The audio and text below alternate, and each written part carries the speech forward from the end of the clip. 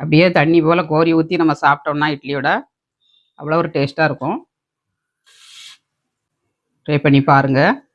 Hi friends, எல்லோரும் எப்படி இருக்கீங்க? நல்லா இருக்கீங்களா? இன்றைக்கி சூப்பராகிட்டு இட்லிக்கு எப்படி ஊற போடுறது, எப்படி மாவு அரைக்கிறது, எந்த அளவுகளில் எடுத்தால் இட்லி நல்லா புசு புசுன்னு கிடைக்கும் அப்படிங்கிறத இன்றைக்கி நம்ம வீடியோவில் பார்க்க போகிறோம்.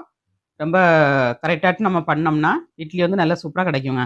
சிலவங்களுக்கு வந்து இட்லி வற்றி போகும், அது இல்லைனாக்கா கல் மாதிரி இருக்கும், ரப்பர் மாதிரி இருக்கும். இந்த மாதிரி நிறைய பேர் மிஸ்டேக் பண்ணுறாங்க. அந்த மிஸ்டேக் இல்லாமல் இன்றைக்கி பண்ணணுன்னா இந்த மாதிரி டிப்ஸ் எல்லாம் ஃபாலோ பண்ணுங்கங்க. கவலையப்படாதீங்கங்க. இந்த மாதிரி அளவுகளில் அரிசி உளுந்து எல்லாம் சேருங்க, உங்களுக்கு கரெக்டாகிட்டு இட்லி கிடைக்குங்க.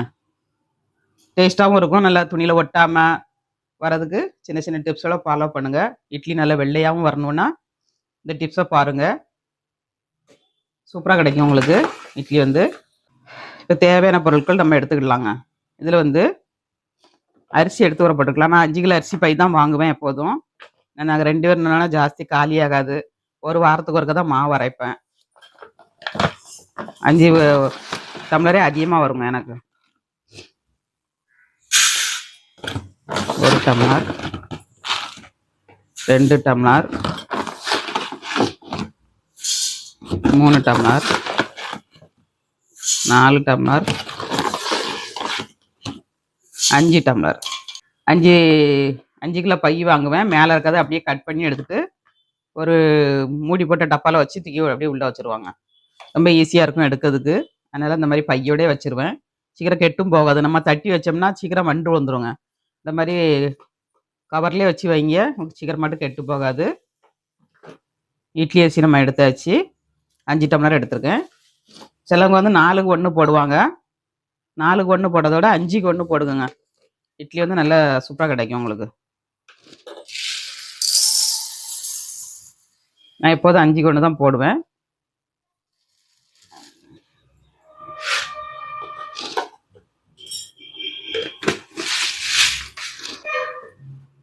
இப்போ உளுந்து வந்து 5க்கு 1 எடுத்தாச்சுங்க. இதையும் நல்லா கழுவி எடுத்துக்கணும். அப்புறமா இது கூட வந்து சீக்ரெட்டாட்டு ஒரு பொருள் சேர்க்க போகிறோங்க. சவ்வரிசி, மாவு சவ்வரிசி எடுத்துருக்கேன். இதையும் நம்ம ஒரு சின்ன பவுலுக்கு 1/2 பவுல் எடுத்துருக்காங்க. 5 டம்ளர் அரிசிக்கு இந்த அளவுக்கு எடுத்துருக்கேன். இங்கே எந்த அளவுக்கு அரிசி எடுக்காங்களோ அதுக்கு தகுந்தபடி எடுத்துக்கோங்க. இதுக்கு பதில் நீங்கள் அவலும் போடலாம். அவல் போட்டாலும் உங்களுக்கு சூப்பராக கிடைக்கும். சவ்வரிசியும் போடலாங்க. அன்றைக்கி சவ்வரிசி வச்சு பண்ணுறேன். அடுத்தடுத்த வீடியோவில் உங்களுக்கு எப்படி மாவாட்டணும், அரைக்கணும், ரேஷன் அரிசியில் எப்படி பண்ணணும் அப்படிங்கிறத அடுத்த வீடியோவில் போடுறேன். இப்போ வந்து நம்ம கடை அரிசியில் தான் பண்ண போகிறோம் இன்றைக்கி. கடை அரிசியில் நம்ம இட்லி வர்றதுக்கு நம்ம என்ன செய்யணுங்கிறத இன்றைக்கி பார்க்கலாம். உப்புங்க, உப்பு 1 ஸ்பூன் போட்டிருக்கேன். இதை தண்ணி விட்டு நல்லா பிசைஞ்சு எடுத்துக்கணும்.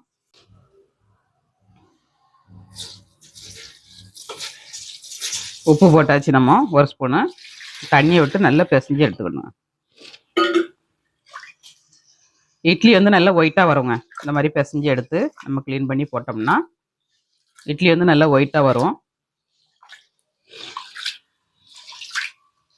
1 ஸ்பூன் உப்பு போட்டால் போதுங்க. நம்ம அதில் இருக்க அழுக்கு எல்லாமே நமக்கு வந்துடும்.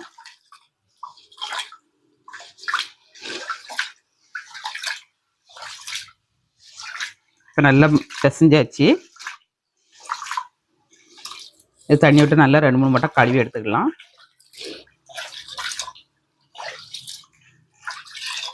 எவ்வளோ ஒயிட்டாக இருக்குது பாருங்கள். ஃபஸ்ட்டு இருந்ததோட இந்த மாதிரி நமக்கு மேலே இருக்க தூசி அழுக்கு எல்லாம் வந்துடுங்க.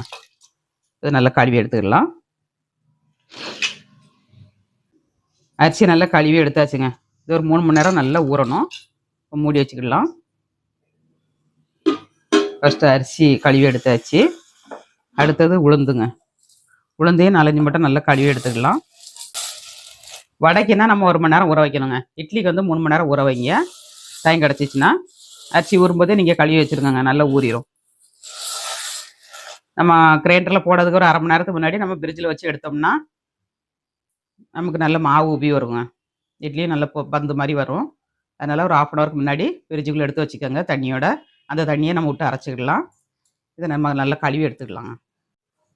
உளுந்தையும் நல்லா கழுவி எடுத்தாச்சுங்க. உளுந்தையும் மூடி வச்சுக்கலாம். சவ்வரிசி நல்லா கழுவி எடுத்துக்கலாம். சவ்வரிசி நல்லா கழுவி எடுத்தாச்சுங்க. இதையும் இதுக்கு மேலே வச்சு ஊற வச்சுக்கலாம்.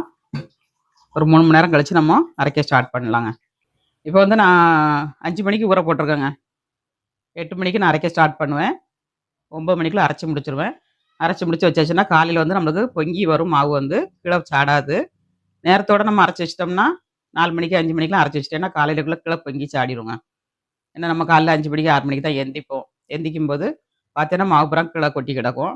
அதனால லேட்டாகவே அரைங்க. மாவு அரைக்கும்போது நம்ம ஃப்ரிட்ஜில் வச்சுருந்தாலும் சரி, சீக்கிரமாக அரைக்கும்போது மாவு வந்து புளிக்க ஆரம்பிச்சிருங்க. அரிசி ஊற போடுறது நம்ம ரொம்ப முன்னாடியே ஊற போட்டனாலும் மாவு நல்லா சீக்கிரம் புளிச்சிரும். அதனால கரெக்டான டயத்துக்கு போட்டு அரைச்சி பக்குவமாக எடுத்து வைங்க. மாவு சூப்பராக கிடைக்குங்க உங்களுக்கு. இப்போ எல்லாம் ஊறட்டும். நம்ம ஒரு 8 மணிக்கு நம்ம அரைக்க ஸ்டார்ட் பண்ணலாம். இப்போ 5 மணி ஆயிடுச்சு. இப்போ உளுந்து அரிசி எல்லாமே ஊறிடுச்சுங்க. உளுந்தை வந்து ஃப்ரிட்ஜில் வச்சு எடுத்துட்டேன். நல்லா ஜில்லுன்னு இருக்கு. இதை நம்ம கிரைண்டரில் ஆட் பண்ணிக்கலாம். ஆன் பண்ணியாச்சு.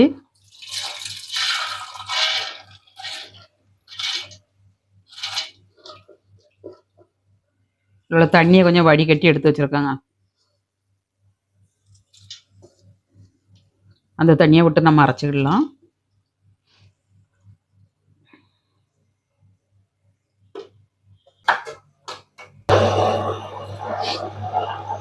அரைட்டும் கொஞ்சம் அரைச்சதுக்கப்புறம் நம்ம தண்ணி ஆட் பண்ணிடலாங்க. உளுந்து ஊறப்பட்ட தண்ணி வந்து இதில் எடுத்து வச்சுருக்கேன். இதை கொஞ்சம் கொஞ்சமாக நம்ம விட்டு அரைச்சி எடுத்துக்கணுங்க. தண்ணி நிறைய ஊற்றக்கூடாது. உளுந்துக்கு நிறைய ஊற்றுனீங்கன்னா பொங்கி வராதுங்க. தண்ணி மாதிரி ஆயிரும் மாவு வந்து. இது நல்ல உப்பலாக வரணும்னா தண்ணி கம்மியாக விட்டு அரைக்கணும். நம்ம கொஞ்சம் கொஞ்சமாக ஊற்றி நம்ம அரைச்சிக்கிடலாம். 1 டம்ளர் உளுந்துக்கு 3 டம்ளர் தண்ணி ஊற்றணுங்க அரைக்கிறதுக்கு. கரெக்டாக இருக்கும் உங்களுக்கு. அதை நீங்கள் கொஞ்சம் கொஞ்சமாக ஊற்றி அரைச்சேன்னா மாவு நல்ல உப்பலாக கிடைக்குங்க. கொஞ்சம் அரையிட்டும் நம்ம அப்புறமா தண்ணி ஆட் பண்ணிக்கலாம். இப்போ கொஞ்சம் அரைஞ்சிருச்சு பாருங்க. நம்ம இப்போ தண்ணி ஆட் பண்ணிக்கலாம். 2வது மட்டும் தண்ணி கொஞ்சம் ஆட் பண்ணியாச்சு. கொஞ்சம் தண்ணியை லாஸ்ட்டில் ஆட் பண்ணி நம்ம வடிச்சுக்கிடலாங்க. மாவு நல்லா அரைஞ்சிருச்சுங்க. இந்த மாதிரி தவங்கட்டி மாதிரி வரணும். சரிங்களா? இந்த மாதிரி நம்ம போடும்போது வந்துடும் விழணுங்க. வடியக்கூடாது. இப்படி வெண்ணெய் மாதிரி விழணும். அதுதான் மாவு வந்து கரெக்டாகிட்டு நம்ம அரைச்சிருக்கணும்னு அர்த்தங்க. தண்ணியில் பட்டாலும் மிதக்கும்.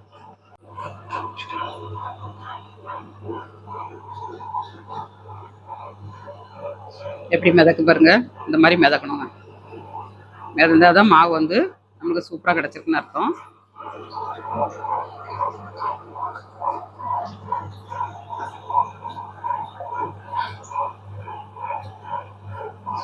ஒரு சொட்டு கூட கரையில் பாருங்க.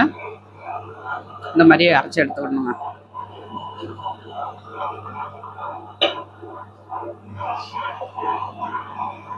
மாவு நிறைய பொங்கி வந்திருக்கு பாருங்க. 1 டம்ளர் உளுந்து தான் போட்டேன்.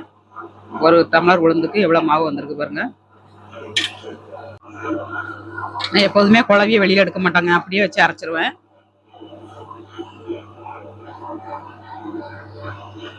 வந்து நம்ம சவ்வரிசி போட்டுக்கலாம்.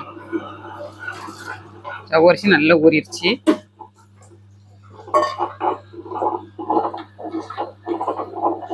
நல்லா அரைஞ்சதும்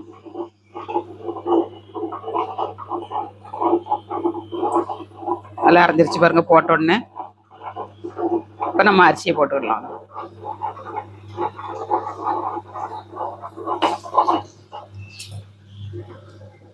கொஞ்சம் கொஞ்சமாக அள்ளி போட்டுக்கோங்க. ஃபஸ்ட்டு கொஞ்சம் தண்ணி ஊற்றிக்கிடணும்.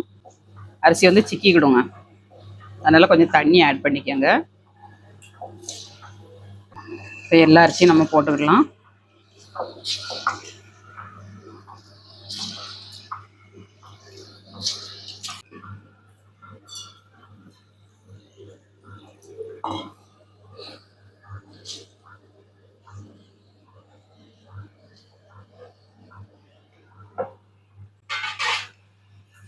கொஞ்சம் தண்ணி ஆட் பண்ணிடலாம்.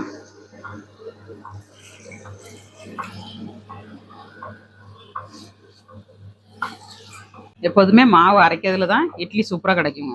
ஒரு டம்ளர் உளுந்துல எவ்வளோ மாவு இருக்குது பாருங்க.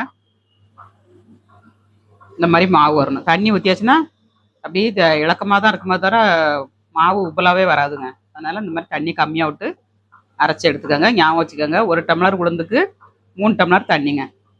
3 டைமாக ஊற்றி அரைச்சி எடுத்துருங்க. கரெக்டாக இருக்கும் உங்களுக்கு தண்ணி வந்து.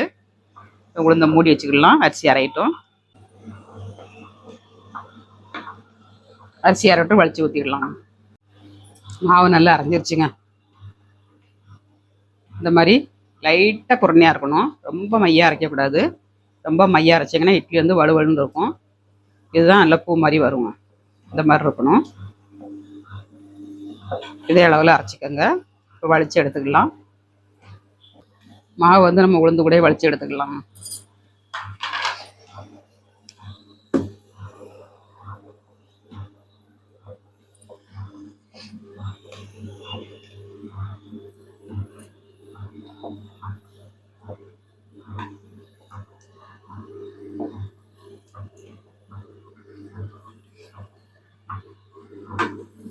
மாவு ரொம்ப தண்ணியாகவும் அரைக்கக்கூடாது, ரொம்ப கட்டியாகவும் இருக்கக்கூடாது. கரைக்கும் போது நம்ம பக்குவமாக கரைச்சி வச்சிடணும்.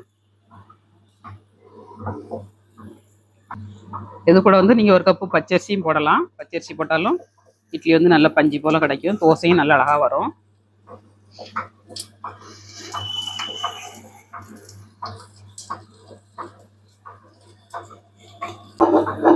கொஞ்சமாக தண்ணி விட்டு நம்ம கிரைண்டரை கழுவி ஊற்றிடலாம்.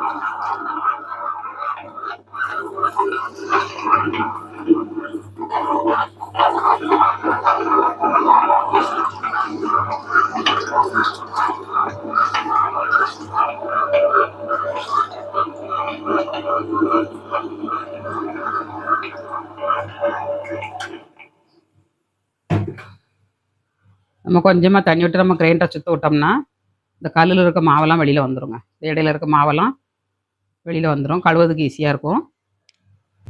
சின்ன சின்ன டிப்ஸெல்லாம் ஃபாலோ பண்ணுங்க. மாவு நல்லா அரைக்கலாம் நம்ம வீட்டில். வெளியிலலாம் மாவு வாங்காதீங்க. வாங்கினீங்கன்னா உடம்பு சீக்கிரம் கெட்டு போகும் உங்களுக்கு.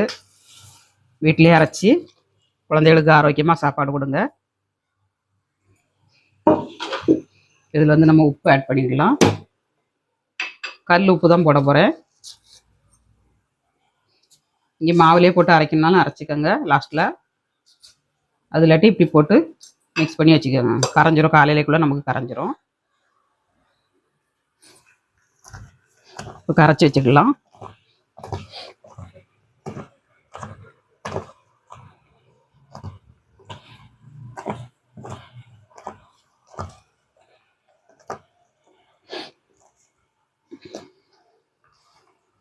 நல்லா மிக்ஸ் பண்ணியாச்சுங்க.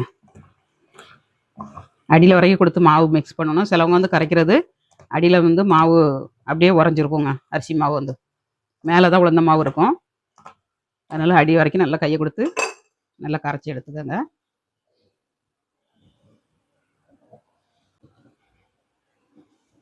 மாவு நல்லா அரைச்சாச்சுங்க.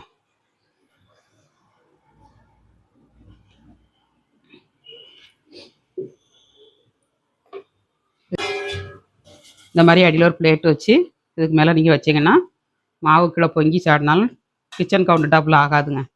நம்ம பிளேட்லேயே இருந்துக்கிடும். அதனால் இந்த மாதிரி அடியில் ஒரு பிளேட்டை வச்சு வைங்க. ஃபஸ்ட்டு கொஞ்சம் ஓப்பன் பண்ணி வைக்கணுங்க. இந்த மாவு நம்ம அரைச்ச உடனே சூடாக இருக்கும். இந்த சூடெல்லாம் போனதுக்கப்புறம் நல்லா மூடி வச்சுருங்க. கொஞ்சம் ஓப்பனாக இருக்கட்டும். இப்போ கிரைண்டர்லாம் கழுவி எடுத்துக்கலாங்க. சூப்பராகிட்டு மாவு அரைச்சாச்சுங்க. காலையில் இட்லியை வச்சு மஞ்சள் பூசணி போட்டு சாம்பார் வைக்க போகிறேன். எப்படி பண்ணுறதுன்னு பார்க்கலாம். காலையில் நைட்டு வேலை முடிஞ்சிச்சுங்க. இப்போ காலையில் 6 மணி ஆயிடுச்சுங்க. நல்லா பொங்கிருச்சு பாருங்க. இந்த மாதிரி பொங்கி வரணுங்க.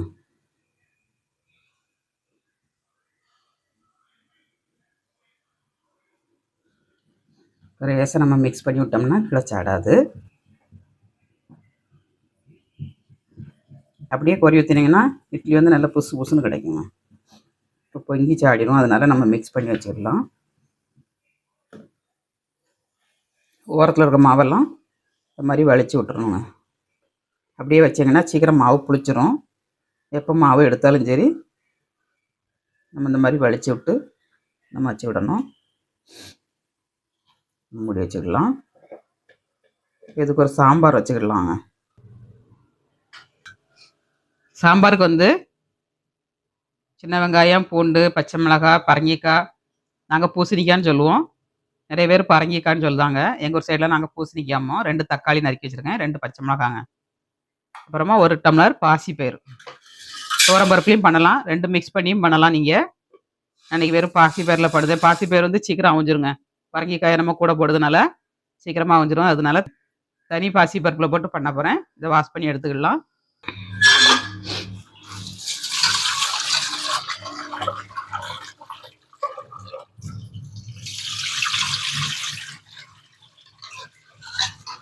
நல்லா கையை கொண்டு பிசைஞ்சு விடணுங்க. இன்னும் அதில் கழுக்கெல்லாம் போகும்.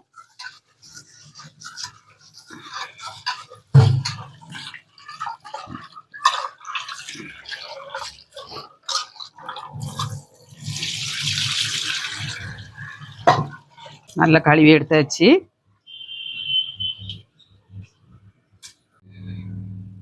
இதில் வந்து தேவையான பொருட்கள் போட்டுக்கிடலாங்க. பெருங்காயத்தூள் வந்து 1/2 டீஸ்பூன் போட்டுக்கோங்க. அப்புறமா மஞ்சள் தூள் 1/2 ஸ்பூன்,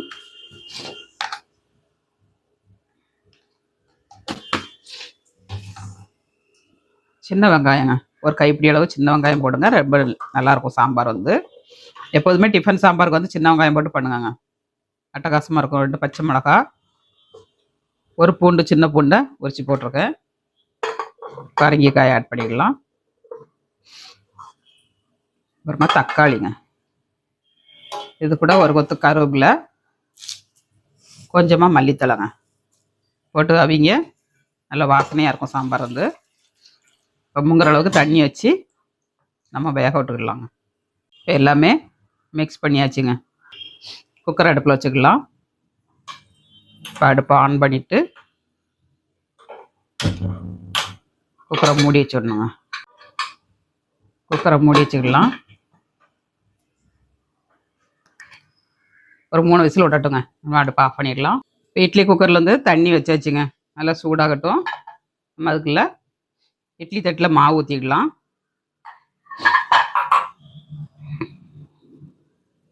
ஃபஸ்ட்டு வந்து தண்ணியில் வந்து துணி நனைச்சிக்கிடணுங்க. நனைச்சி தான் நம்ம விரிக்கணும். இங்கே எண்ணெய் தடவி வைக்கிறதா இருந்தால் எண்ணெய் தடவி ஊற்றிக்கோங்க. எண்ணெய் தடவி ஊற்றலாம். அன்றைக்கி துணியில் போட்டு தான் வைக்க போகிறேன். துணியில் ஒட்டாமல் எப்படி வருதுங்கிறத பார்க்குறதுக்காண்டி இன்றைக்கி துணியில் ஊற்ற போகிறேன். துணி போட்டாச்சுங்க. மாவை ஆட் பண்ணிடலாம். மாவு வந்து தேவையுள்ள மாவை எடுத்துகிட்டு பாக்கிய பிரிட்ஜில் வச்சுட்டாங்க. வெளியிலே இருந்ததுன்னா புளிச்சிரும் ரொம்ப. மாவு வந்து இந்த மாதிரி கரண்டியில் கோரி நம்ம என்ன செய்யணும்னா இப்படி தூக்கி ஊற்றணுங்க. இட்லி மாவு வந்து இப்படி தூக்கி ஊற்றுனீங்கன்னா இட்லி வந்து உங்களுக்கு நல்ல ரவுண்ட் ஷேப்பில் பந்து மாதிரி கிடைக்குங்க.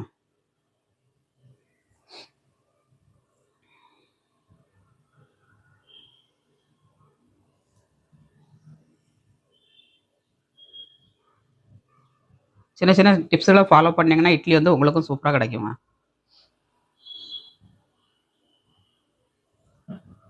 ஒரு தட்டில் மாவு ஊற்றியாச்சு. மாவு வந்து இந்த அளவுக்கு திக்காக இருக்கணும். ரொம்ப திக்காக இருக்கக்கூடாது, ரொம்ப தண்ணியாகவும் இருக்கக்கூடாது. இப்படி கோரி ஊற்றினா நல்லா மடிப்பாக வடியணுங்க. இப்போ அடுத்தது ஒரு தட்டில் ஊற்றிடலாம்.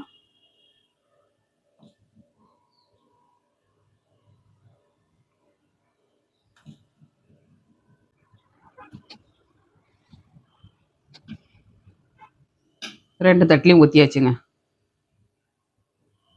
இட்லி குக்கரில் வச்சுக்கிடலாம். தண்ணி நல்லா சூடாயிருச்சு. அப்படியே தூக்கி வச்சு நம்ம மூடி வச்சிடணுங்க. அடியில் உள்ள தட்டில் நம்மளுக்கு வேர்த்து வடியாமல் இருக்கணும்னா கொஞ்சமாக நம்ம திருப்பி வச்சுக்கிடணுங்க. அந்த தட்டுக்கு நேராக இட்லி வராமல், அந்த இட்லிக்கு மேலே இட்லி வராமல் கொஞ்சம் அப்படி திருப்பி வச்சிங்கன்னா இந்த வேர்த்து தண்ணி வந்து இந்த இட்லி மேலே விழாதுங்க. விழாமல் இருந்துச்சுன்னா அடியில் உள்ள தட்டு இட்லியும் நல்லா சூப்பராக கிடைக்கும். சிலவங்களுக்கு வந்து அடியில் வந்து தட்டில் இட்லி வந்து தண்ணி வடிஞ்சு வேர்த்துருங்க. அந்த மாதிரி இருக்காமல் இருக்கணும்னா கொஞ்சம் திருப்பி வைங்க. சூப்பராக கிடைக்குங்க. கொஞ்சம் 10 நிமிஷம் வேகட்டும். நம்ம அடுப்பை ஆஃப் பண்ணிடலாம். பருப்பும் விசில் அடிக்க ஆரம்பிச்சிருச்சு. இன்னொரு அடுப்பில் பருப்பை மாற்றிட்டாங்க. இந்த அடுப்பில் பருப்பை வச்சுட்டேன். 2 ஒன்று போல் வெந்துடும். நம்ம சாம்பாராக கூட்டி வச்சுக்கலாம். இட்லி நல்லா அவிஞ்சிருச்சுங்க. சூப்பராகிட்டு அவிஞ்சிருச்சு.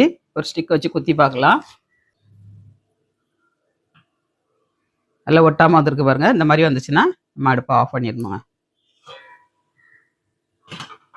இறக்கிடலாம் கீழே.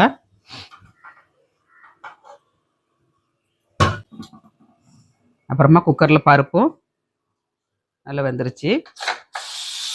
நம்ம ஓப்பன் பண்ணிடலாம்.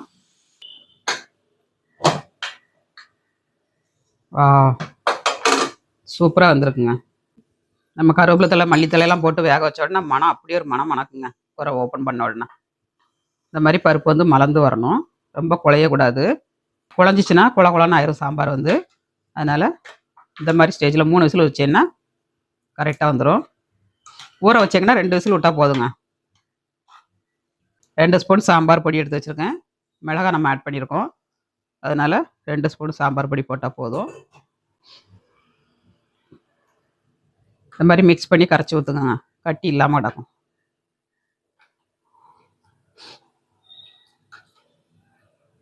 மிக்ஸ் பண்ணியாச்சு. சாம்பாரோட ஆட் பண்ணிடலாம். உப்பு ஆட் பண்ணிடலாம்.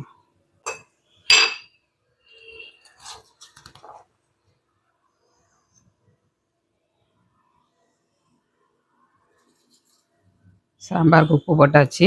காணலைன்னா அப்புறமா போட்டுக்கிடலாம். அதிகமாயிட்டுனா சாப்பிட முடியாதுங்க.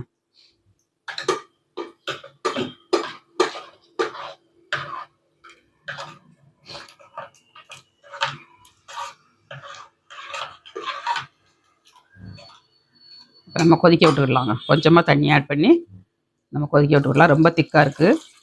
பரங்கிக்காய் போட்டுக்கனால இன்னும் திக்காகும் நமக்கு. சாம்பார் வந்து கொதிக்க கொதிக்க பரங்கிக்காயும் நம்மளுக்கு குழஞ்சி போகல பாருங்கள். பாசிப்பருப்பு கூட போடும்போது, பருப்பில் போடும்போது கூட ஒரு விசில் போடும்போது நமக்கு வந்து பரங்கிக்காய் வந்து கிடக்கதே தெரியாதுங்க. இப்போ கொதிக்க விட்டுக்கலாம். அடுப்பு ஆன் பண்ணிவிட்டு குக்கர் அடுப்பில் வச்சாச்சுங்க. சாம்பார் நல்லா கொதிச்சிருச்சுங்க. மல்லித்தழை போட்டுக்கலாம். எந்த அளவுக்கு போடணுமோ அந்த அளவுக்கு போட்டுக்கோங்க. மல்லித்தழை நல்ல வாசனையாக இருக்கும். சூப்பராகிட்டு சாம்பார் ரெடி ஆயிடுச்சுங்க. இப்போ தாளிசம் பண்ணிடலாம்.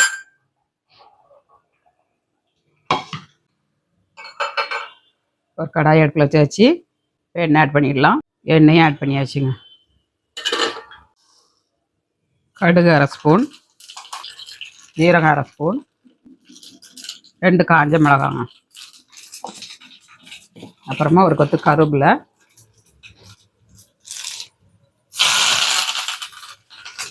சூப்பராகிட்டு தாளிசம் ரெடி ஆயிடுச்சு. சாம்பாரில் ஆட் பண்ணிடலாம்.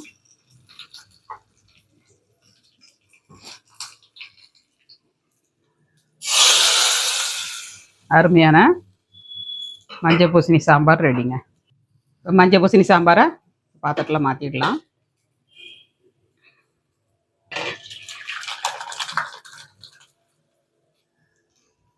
சூப்பர் டேஸ்ட்டில் மணக்க மணக்க பரங்கிக்காய் சாம்பார் ரெடிங்க. இந்த சாம்பார் யாருக்கெல்லாம் பிடிச்சிருக்குன்னு கமெண்ட்ஸ் பண்ணுங்கள். ரொம்ப டேஸ்டியாக இருக்குங்க.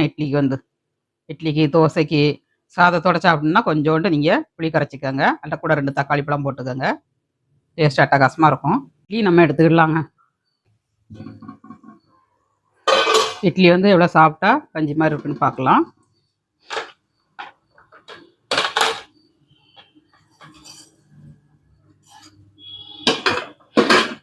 இங்கே ஒட்டி பிடிக்க மாதிரி இருந்துச்சுன்னா கொஞ்சோண்டு தண்ணி தொளிச்சிக்கோங்க. எனக்கு எதுவுமே ஒன்றுமே செய்யலைங்க. துணியில் கொஞ்சம் கூட ஒட்டலை பாருங்கள். அழகாக கிடச்சிருச்சு.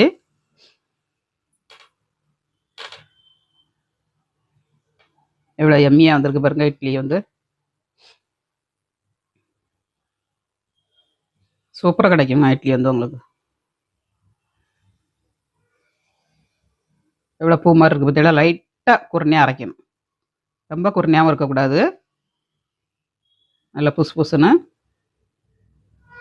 சூடா இருக்குங்க. பஞ்சு மாரி இட்லிய வச்சாச்சுங்க. இதே அளவுகளோட பண்ணுங்க. சாப்பிட்டு பார்க்கலாம் சாம்பார் ஊத்தி. இப்போ இட்லியோட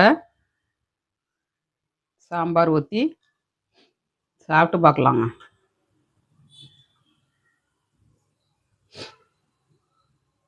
எவ்வளோ அட்டகாசமா இருக்கு பாருங்க. அப்படியே தண்ணி போல கோரி ஊத்தி நம்ம சாப்பிட்டோம்னா இட்லியோட அவ்வளோ ஒரு டேஸ்ட்டா இருக்கும். ட்ரை பண்ணி பாருங்க. சாம்பார் கூட வச்சு சாப்பிட்டு பார்க்கலாங்க. டேஸ்ட் எப்படி இருக்குன்னு.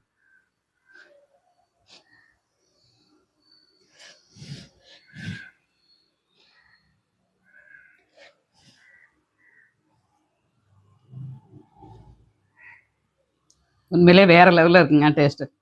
ட்ரை பண்ணுங்க நீங்களும். ட்ரை பண்ணிட்டு எப்படி வந்துச்சுங்க அத கமெண்ட்ஸ் பண்ணுங்க. லைக் பண்ணுங்க, சப்போர்ட் பண்ணுங்க. முதல் முறையா பார்க்காதா இருந்தா சப்ஸ்கிரைப் பண்ணி வைங்க. நெறைய வீடியோலாம் அப்லோட் ஆயிருக்கு. பார்த்துட்டு எப்படி இருக்குங்கிறத கமெண்ட்ஸ் பண்ணுங்க. மீண்டும் நெக்ஸ்ட் வீடியோல சந்திப்போம். பாய்.